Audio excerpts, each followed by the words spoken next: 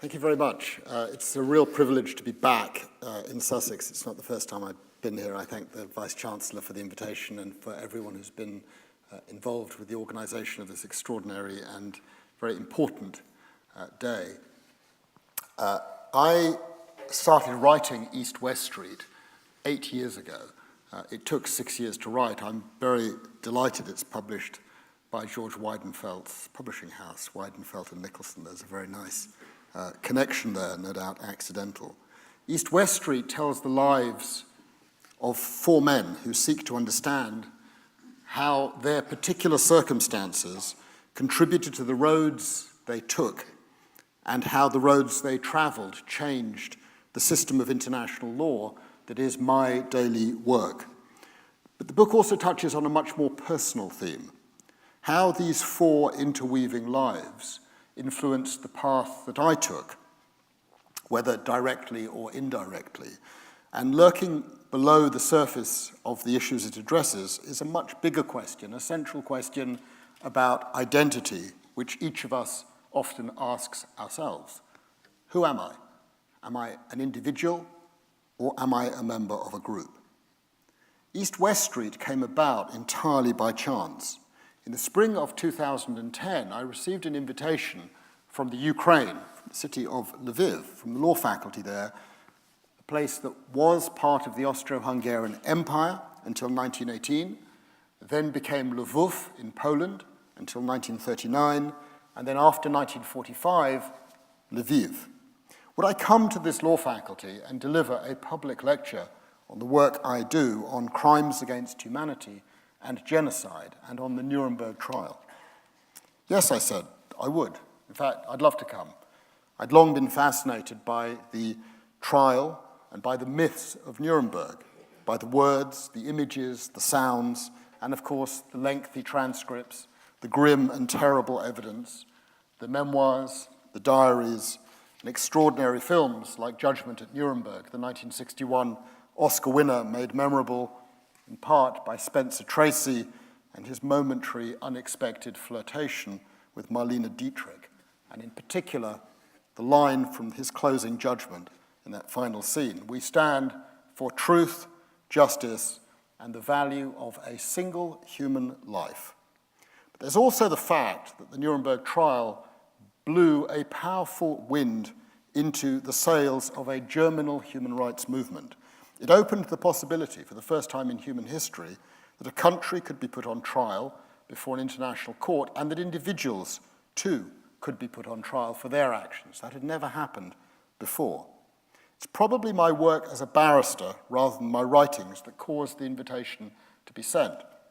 In the summer of 1998, I'd been peripherally involved in the drafting of the Statute of the International Criminal Court in Rome, a body which, of course, has jurisdiction over both genocide and crimes against humanity. The essential difference between the two concepts is on who is protected and why.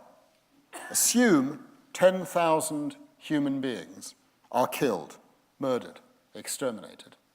The systematic killing of such a large number of people, individuals, will always be a crime against humanity.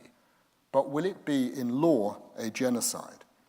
That depends on the intentions of the killers and the ability of prosecutors to prove that intention.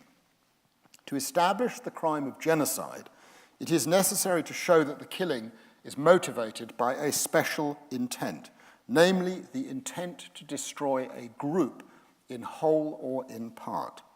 If a criminal prosecutor cannot prove that a large number of people have been killed with that intent, then genocide as a matter of law is not established. You have these two concepts operating side by side and overlapping. Every genocide is also an act of a crime against humanity, but not every crime against humanity will be a genocide. And that difference has given rise to an unhappy pecking order. Somehow genocide has come to be seen as the crime of crimes, more serious than any other. In the years that followed Nuremberg, the gates of justice slowly creeped open. It took 5 decades for the next international courts and tribunals to be created in relation to Yugoslavia and Rwanda, and cases from those places soon landed on my desk in London, and others followed, relating to allegations in the Congo, in Libya, in Afghanistan, in Chechnya, Iran, Syria, Lebanon, Sierra Leone, Guantanamo, Iraq. The list goes on and on.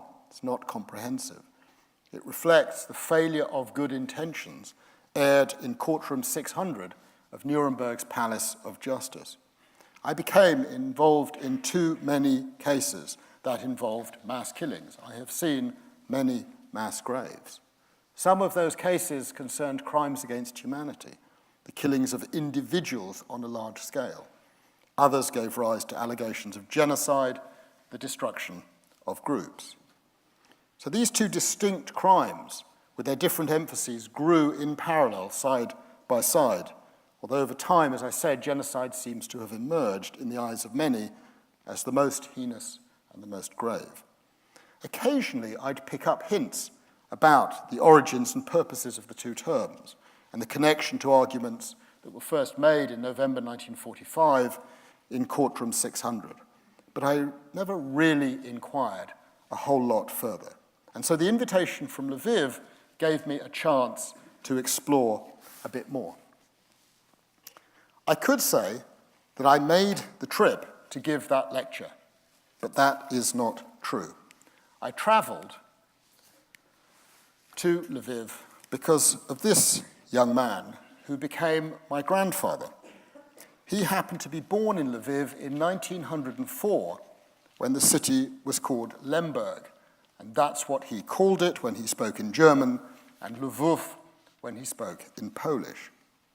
In his wonderful, slim volume, Mój Lwów, My Lviv, My Lemberg, which was published in 1946 in Polish, but is now available in English as The City of Lions, the Polish poet Józef Witlin, who arrived in New York in 1946 as a refugee, described the essence of being a Lwovian.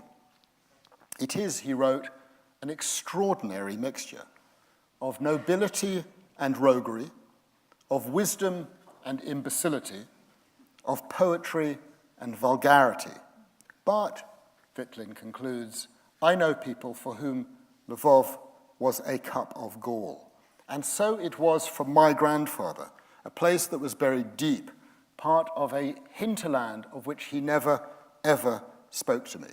That silence covered wounds of a family that he left behind in 1914 when he moved to Vienna and then lost forever after 1939. Yet the moment I first set foot in that city in October 2010, it felt incredibly familiar, like meeting some long-lost relative. What haunts are the gaps left within us by the secrets of others. Those are the words of the psychoanalysts Maria Torok and Nicholas Abraham, and they're the words with which East West Street opens. My grandfather Leon's secret was that he came from a huge family, one that was centered in Lemberg and its environs. That family grew until 1939, when war came again to the city.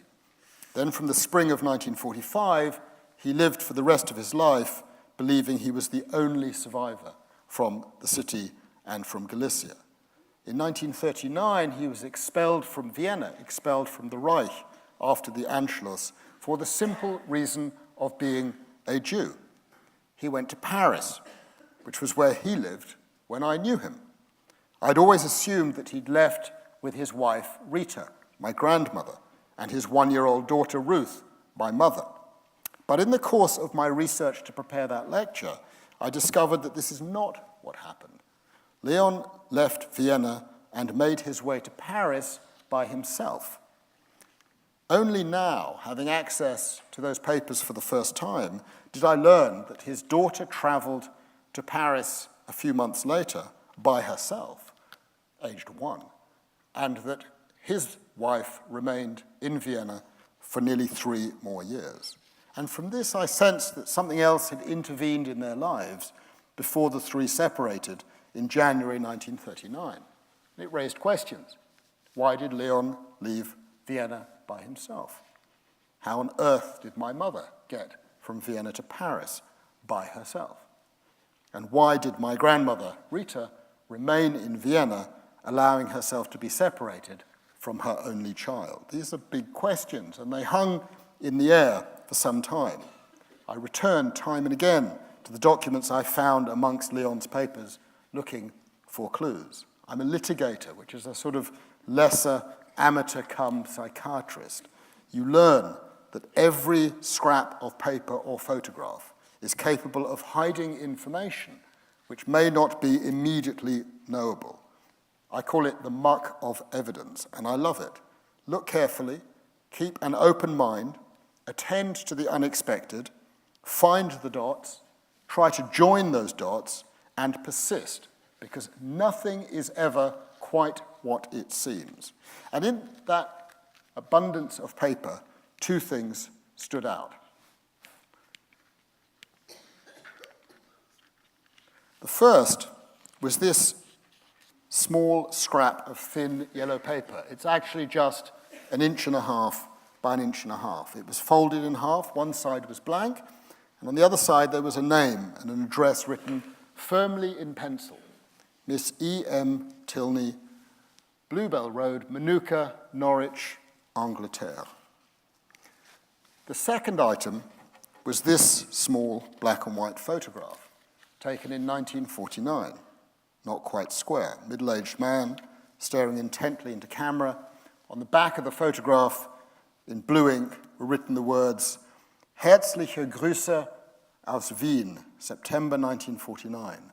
Warmest wishes from Vienna, September 1949, and there's a signature. The writing was as firm as it was indecipherable. When I first saw these items and asked my mother what they were, she said she didn't know who Miss Tilney was or the identity of the man in the bow tie, but somehow the scraps were retained. Perhaps they would end up shedding light on what had happened to my grandfather in 1939. I pinned them on the wall above my desk, where they would remain for 3 years, and I turned to the lecture I had to write for Lviv in the autumn of 2010. I've taken you on a personal little detour, but you'll recall the lecture was about my relationship to crimes against humanity and genocide and their origins. So let's look at a couple of coincidences that I came across as I prepared that lecture. I was astonished to learn that the man who put the concept of crimes against humanity into international law came from Lviv. Indeed, he was a student at the very university that had invited me to deliver the lecture, but no one at the university was aware of that fact. His name was Hirsch Lauterpacht. He was born in the small town of Żółkiew, about 15 miles north of Lviv. He moved to the city when he was 14 in 1911, and he enrolled at the university law faculty 4 years later. In 1919, he moved to Vienna, 4 more years of study, then came to London in 1923 and became a renowned academic, first at the LSE, then at Cambridge University. In 1945, he published a book that laid the foundation for our modern system of human rights. It's got the title, An International Bill of the Rights of Man, and this offered an absolutely revolutionary idea for the moment, and still, I think, for today. Give every individual human being minimum rights under international law, something that did not exist at that moment. In April 1945, after the war in Europe ended, Churchill, Roosevelt, and Stalin agreed that there would be a criminal trial for senior Nazi leaders. The British hired Lauterpacht to help in the team on the prosecution, to work with Robert Jackson, who would be the chief prosecutor. In July 1945, Jackson, an American, traveled to London to draft the charter of the Nuremberg Tribunal. The 4 powers, America, Britain, France, and the Soviet Union, could not agree about the list of crimes over which the tribunal would have jurisdiction.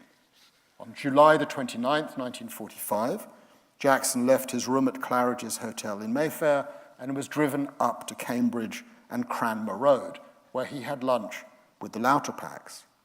They sat later on in the garden of the house at Cranmer Road. I know there's at least one person here who knows that garden very well. They discussed the problem of the list of crimes.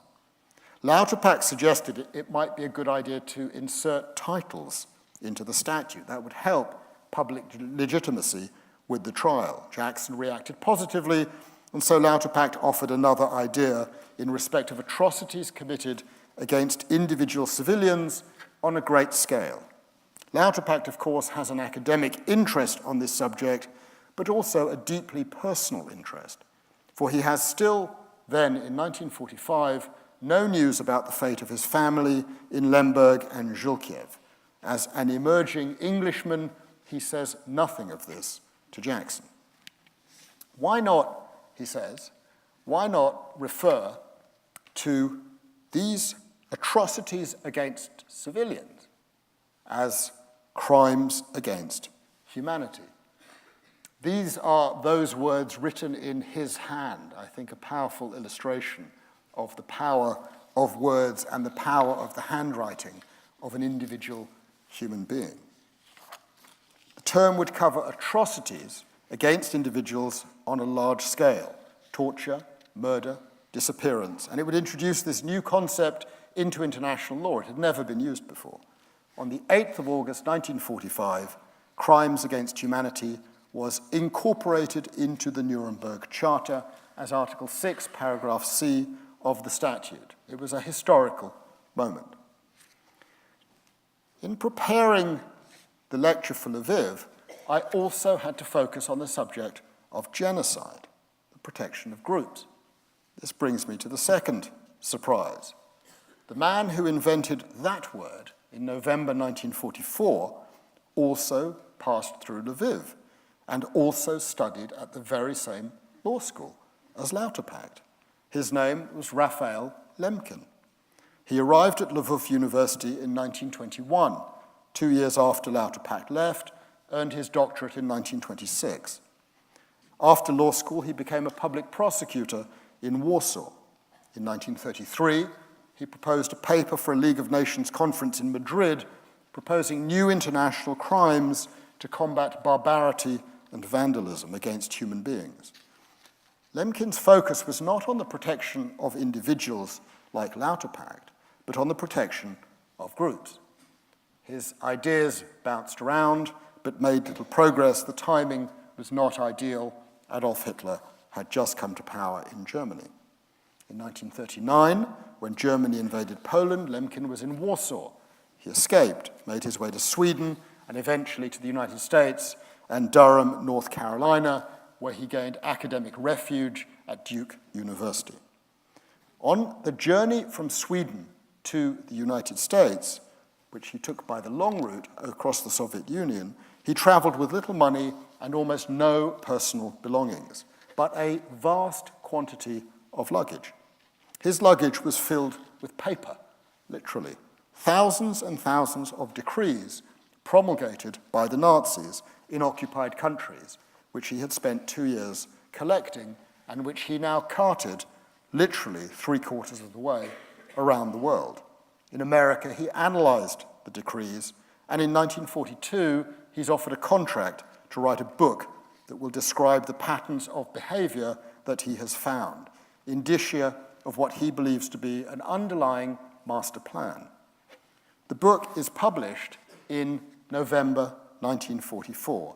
It is called Axis Rule of Occupied Europe, and Chapter 9 has the title Genocide.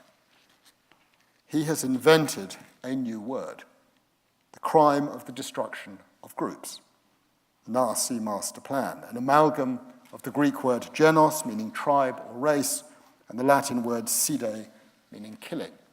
This is the word in Raphael Lemkin's own handwriting.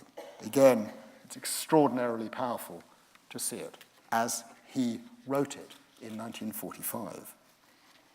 In the summer of 1945, Lemkin is hired by the Americans to work on war crimes, and he begins to work also with Robert Jackson and his team, but entirely separately from Lauterpacht.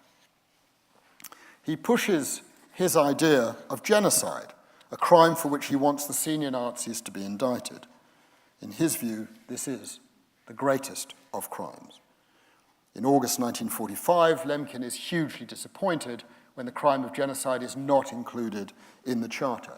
So he flies himself to London and fights to get it included in the indictment of the individual defendants. There is tremendous opposition from Robert Jackson's office, under pressure from southern United States senators who are concerned about discrimination against African Americans, and there is opposition from the British, who are concerned about the implications for the colonial legacy. Nevertheless, against the odds, Lemkin's word makes it into the indictment, and he describes himself as greatly pleased. The indictment alleges that the Nazis conducted deliberate and systematic genocide, and this will be the first time in history that the word is used in a legal instrument, and it comes with his definition: the extermination of racial and religious groups. The indictment explicitly mentions Jews, Poles, Gypsies, and others, and it includes the ill treatment and murder of civilians across the occupied territories, including Lemberg and the city of Volkovisk, where his family was living, although like Lauterpacht, he has no news about the fate of his own family. On October the 18th, 1945, the indictment is filed at the Tribunal. I went to London. I succeeded in having inscribed the charge of genocide against the Nazi war criminals in Nuremberg, Lemkin will later write. The trial opens on the 20th of November 1945, and Lauterpacht is present in the courtroom with the British team. He's pushing for the protection of individuals, crimes against humanity. Lemkin remains in Washington with the American team, pushing genocide, the protection of groups. One of the 22 men in the dock is this man, Hans Frank, and he became, unwittingly, the fourth man in my book, East-West Street. He too is a lawyer, and from the late 1920s served as Adolf Hitler's personal lawyer, an early Nazi. In 1933, he became Bavarian Minister of Justice, and in 1939, he became Governor General of Nazi-occupied Poland. On the 1st of August 1942, he visited Lemberg and Galicia, which had been newly incorporated into the government general. He hosted a concert, which concluded with Beethoven's Ninth Symphony, and then gave a series of speeches in which he announced the elimination of the city's entire Jewish population, and indeed that of the entire district of Galicia. Amongst those who will be caught up in the horrors that follow in the coming days after Frank's visit are the families and friends and teachers of Lauterpacht and Lemkin, as well as my grandfather Leon's entire family. For each family, there will be only a single survivor.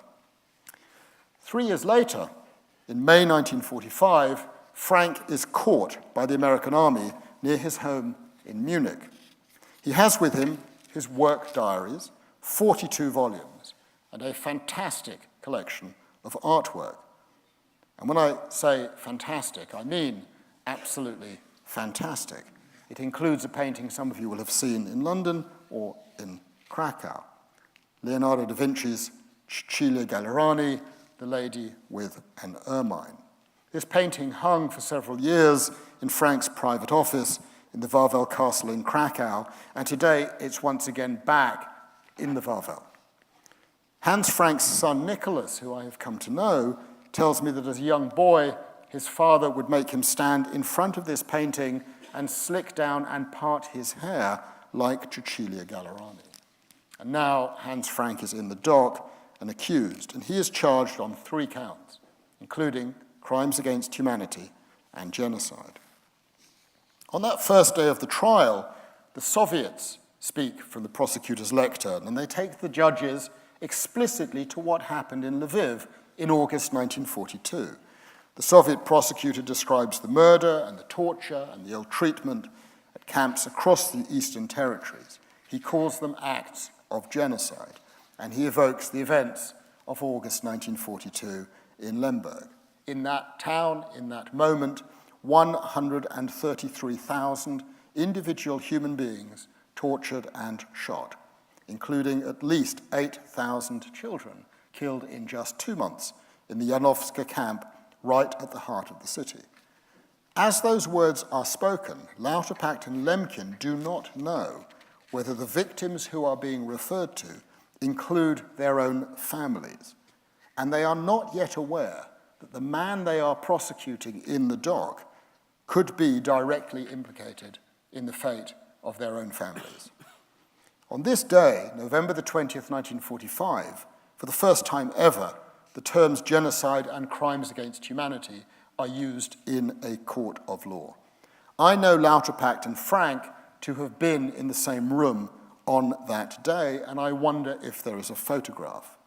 Lauterpacht's son, Ellie, tells me there is none, but I don't believe him. I will persist. And I spent a full day at the archives of Getty Images in West London, going through literally hundreds of old glass plate images, each to be taken out of its protective paper sleeve. And finally, after several hours, I find this photograph. Lauterpacht sits at the end of the British table in the top left-hand corner, his hands clenched under his chin, looking forward attentively, directly behind the prosecutor, the Soviet, who is addressing the court. Then if you move to the lower right-hand corner, you can see the large figure of Hermann Goering in an oversized, light-colored suit, and move along the bench, and you will see on the front row, 6 along, just before the image is cut by the protruding balcony, the semi-bowed head of Hans Frank. Here they are, Lauterpacht and Frank, divided by no more than a few tables and chairs, together in the same room. The trial lasts a full year, and judgment is handed down over 2 days, on September the 30th and October the 1st, 1946. The 70th anniversary was marked a couple of years ago in courtroom 600 of Nuremberg's Palace of Justice. It is still a working courtroom and also a museum, and well worth visiting. You may understand my reluctance to avoid revealing today everything that transpired over the course of that remarkable year, as the lives of the 3 men became increasingly and remarkably intertwined. The connections that emerged were totally unexpected. The historian Anthony Beevor generously described the book as being of a kind that no novel could possibly match. But the point that I'm making is that these were personal journeys, and they coincided in ways that produced an outcome that changed the course of legal history and which then changed history itself. The ideas and endeavors of Lauterpacht and Lemkin influenced politics, history, culture, my life, and your lives. The concepts that they invented have entered our public consciousness and our world today, but it seems to many that they've existed since time immemorial. They have not. They are inventions. They are the product of creative, inventive minds, of 2 men living the most awful experience, forged on the anvil of a single city, Lemberg. Why Lauterpacht opted for crimes against humanity and the protection of the individual, and what caused Lemkin to opt for the protection of groups and genocide, is a matter of speculation. Their backgrounds were pretty similar. They were both Polish and Jewish.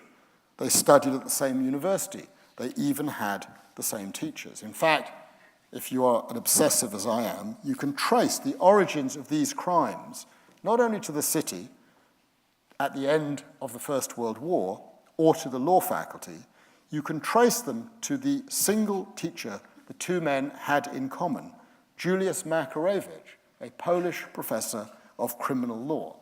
And then you can follow the line into his classroom, still a working classroom today, as you can see. Even more remarkably, it seems, despite their common origins, their common journeys, and the fact that on occasion I could locate them in the same city on the same day, it seems that Lauterpacht and Lemkin never actually met. But the concepts they put into international law inform my working life. My quest to understand Lauterpacht and Lemkin must surely have been informed and driven by my family's own personal history and by stories that were buried away deep in family crypts and not spoken about, no doubt for the best of protective reasons. Along the way, I did conduct more family detective work. I found Miss Tilney. This is she. I learnt where she came from, exactly what she did, and have come to understand why my mother and I have reason to be deeply grateful to this remarkable and courageous woman who was an evangelical Christian missionary on behalf of the Surrey Chapel in Norwich, into which she was born. She was motivated by a single set of words, the lines of Paul's letter to the Romans, chapter 10, verse 1. And they caused her to travel to Vienna and save the life of an infant child, and then to carry on saving the lives of many, many other people. I also uncovered the identity of the man in the bow tie. That was a more complex journey still. It took me first east and then west, across rivers, 2 oceans, through hundreds of old Austrian telephone directories, not a fun read, and even hiring an extraordinary private detective in Vienna. But the clue finally came through Facebook, and I ended up in an attic in Massapequa, Long Island, in New York, where I found this photograph. This would be the image that would unlock my family secret.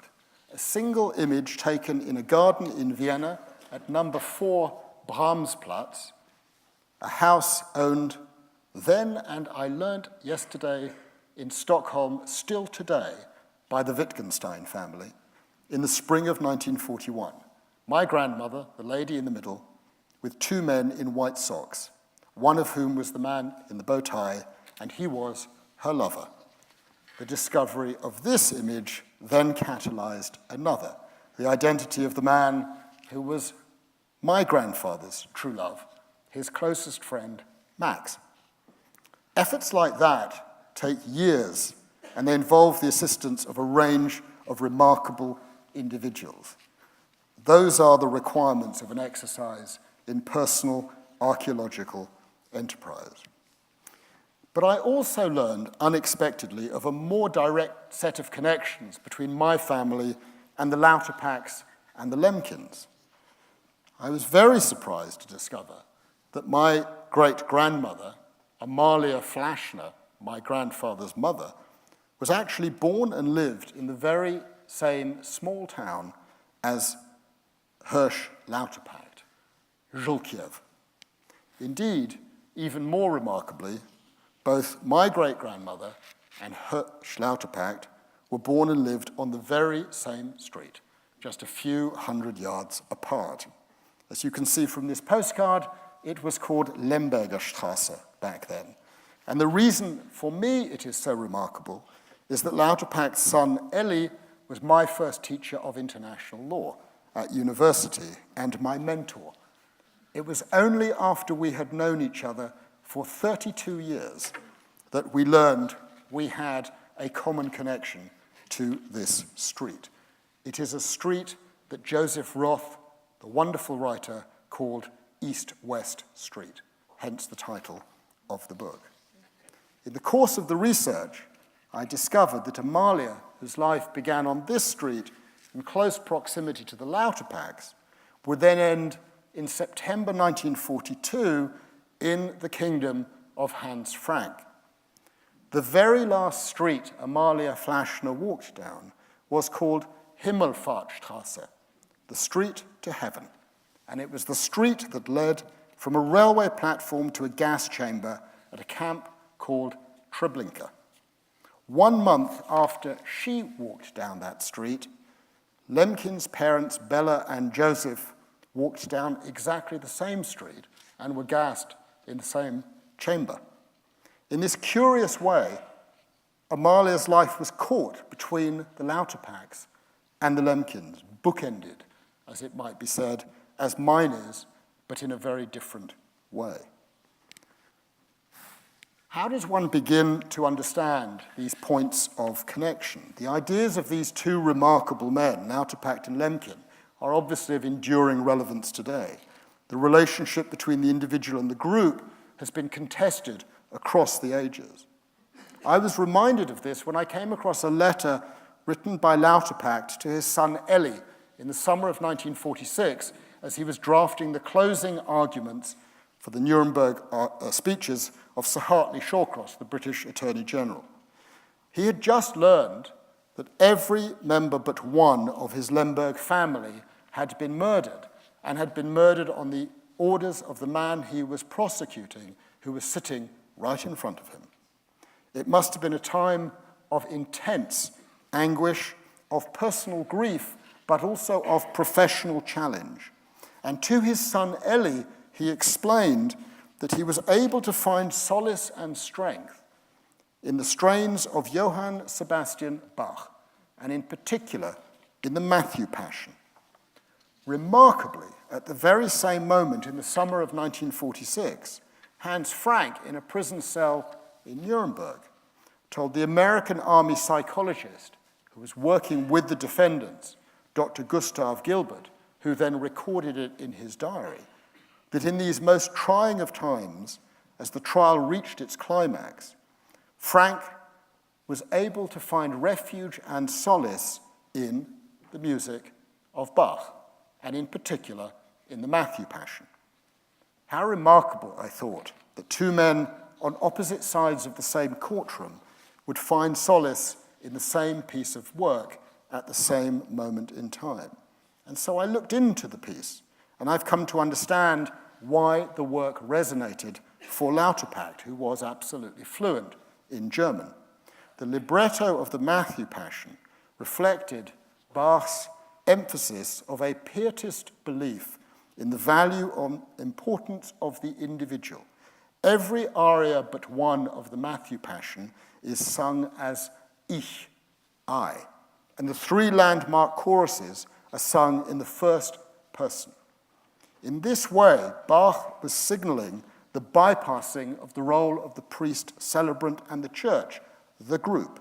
He was allowing, in his music, the idea that the individual had a direct connection with God.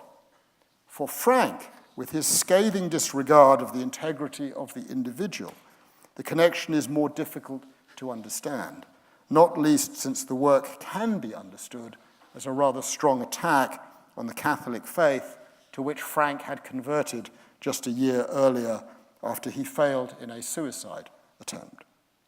Lauterpacht believed that we should concentrate on the protection of the individual always, and I think he would still argue that today. He would continue to believe that Lemkin's invention of the concept of genocide, important and significant as it was, had been useless in practical terms and politically very dangerous, that it would replace the tyranny of the state with the tyranny of the group. And I have to say, in a certain way, my own practical experience in courtrooms concords with that view. I have seen for myself how the focus on the protection of one group against another has a tendency to reinforce the sense of them and us, to amplify the power of group identity and association. That's a source both of sustenance but also of danger. How does this happen? In seeking to prove that a genocide has occurred, in law, you have to establish, as I mentioned, the existence and expression of an intent to destroy a group in whole or in part. And I have observed for myself how the need to prove that tends to reinforce the sense both of victimhood of the targeted group and hatred towards the perpetrators as a group. But of course, I also understand what Lemkin was trying to do. The book, in a sense, is a constant oscillation of my own views. And he was surely right to recognize the reality that in most, if not all cases of mass atrocity, the targets are not individuals, but human beings who happened to be a member of a hated group at a particular moment in time and place. And so Lemkin would say, and it's an extraordinarily powerful argument, that the law has to reflect and recognize that reality. It has to recognize and give legitimacy to the feelings that we all have of association with one or more groups. This profoundly strong sentiment was brought home to me recently. I wrote an article for the Financial Times magazine, a profile of a remarkable German doctor, Jan Kisselhahn, who had established a program to assist the Yazidi women and girls who have been enslaved, tortured, and raped by individuals associated with the organization ISIS. And he's arranged, with the support of the German government, extraordinary support, to bring 1,100 of them to Germany for medical and psychological treatment. Dr. Kisselhahn has identified a connection between the possibility of doing justice and the future well-being of the individual victims. Characterizing such atrocities as genocide is for him a vital first step. And so he welcomed the use of the word genocide to describe what was happening in northern Iraq and by the Obama administration. Calling it a genocide, Dr. Kisselhahn explained, recognizes the group's identity, recognizes what is being done to it, but most important, recognizes the group has a right to exist. And the implication of that is that crimes against humanity is not enough. But I have to say, I'm concerned about the hierarchy that has emerged, one that puts genocide atop the list of horrors, so that somehow a mere crime against humanity or a mere war crime is seen as a lesser evil. Call something a genocide, and it will always be on page 1 of our newspapers. Call it a crime against humanity, and if it makes it into the papers at all, it'll be on page 13. That is the power of the word invented by Raphael Lemkin. So what's the enduring legacy of these two legal terms?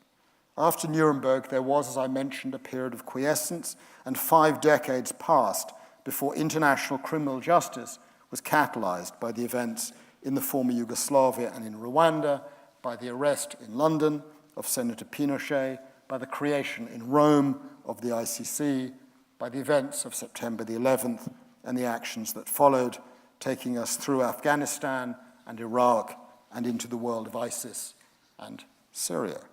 And we know today, once again, a poison of xenophobia and populism and nationalism is coursing its way through the veins of Europe and other parts of the world.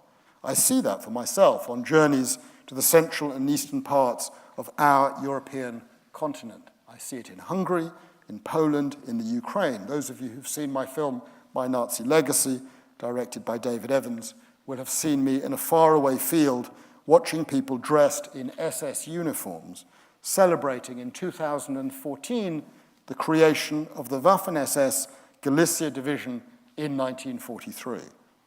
It is impossible for me not to have gone through the experience of writing East-West Street, an immersion of the world between the years 1914 and 1945, and not feel an acute sense of anxiety as to what is happening. And we feel that closer to home. We smell change in the air, a move to a vicious, damaging identity politics. We see it in aspects of the debate on Brexit. We see it in aspects of President Trump's ascension to power. Surely a reflection, too, of that unhappy, dangerous, xenophobic, nationalistic direction. And so that's the context today in which I oscillate between the views of Lauterpacht and Lemkin, between the protection of the individual and the protection of the group, between the realism of Lemkin and the idealism of Lauterpacht. And I can see the force of both arguments, and I can recognize the tension and the struggle between the individual and the group. And that's why international law today embraces both concepts. Those of you who've read East-West Street will know that I end the book in a place of long ago mass killing. And I find myself caught between two different polarities. Caught between my head and my heart, caught between intellect and instinct, recognizing the need to value the inherent worth of every single human being, but understanding too the powerful pull of tribal loyalty, and of course the essential notion of the truth, the central truth of the notion that we are, each of us indeed, haunted by the gaps left within us, by the secrets of others, but also by the possibility that the discovery of those hauntings and the events of long ago will not necessarily destroy us, but may actually make us stronger. Thank you very much for your attention.